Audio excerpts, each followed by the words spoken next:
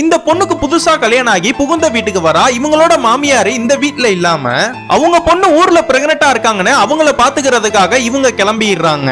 இதனால புகுந்த வீட்டுக்கு வந்த இந்த பொண்ணு தான் அந்த வீட்டுல இருக்கிற எல்லா வேலையுமே பார்க்க ஆரம்பிக்கிறா. இது மட்டும் இல்லாம இந்த பொண்ணோட மாமனாரு கையில பிரஷனா கொடுத்து பேஸ்ட்னா வச்சு கொடுத்தாதான் அவரு பல்லு விளக்குவாராம். அவருக்கு சாப்பிடுறதுக்கு சாப்பாடு கூட கேஸ் அடுப்புல செய்யக்கூடாது, விறகடுப்புல தான் செய்யணுமா. இது மட்டும் இல்லாம ஹஸ்பண்டும் மாமனாரும் சாப்பிட்ட தட்டை கூட எடுக்க மாட்டாங்களாம். அதுல உள்ள வேஸ்ட டைனிங் டேபிள்லயே தான் வைப்பாங்களாம். அந்த வேஸ்டனா இந்த பொண்ணு பெருக்கி சிங்கில போட்டா கீழே சிங்கு அடைச்சிக்குது. அதனால கீழே தண்ணியும் ஒழுக ஆரம்பிச்சிருது. அதனால இந்த பொண்ணு பார்த்துட்டு கையிலே கிளீன் பண்ணிட்டு ஹஸ்பண்ட கூப்பிட்டு டியூப் மாத்தணும்னு சொன்னா அவர் காதலே வாங்காம கிளம்பிடுறாரு. இப்படின்னா இருக்கும்போது அவங்க ஹஸ்பண்டும் மாமனாரும் மலைக்கு போறதுக்காக மாலை போட்டுடுறாங்க.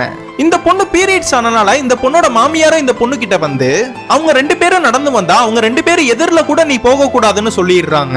அவங்க ஹஸ்பண்ட் வேலைக்கு போறப்ப கீழே ஸ்கூட்டரை போட்டு கீழே விழுந்துடுறாரு. இதெல்லாம் பார்த்து பயந்து போய் பதறி ஓடி வந்து தூக்குனா, எதுக்கு நீ என்னைய தொடுற, எதுக்கு நீ என் முன்னாடி வந்தேன்னு பயங்கரமா திட்ட ஆரம்பிக்கிறாரு.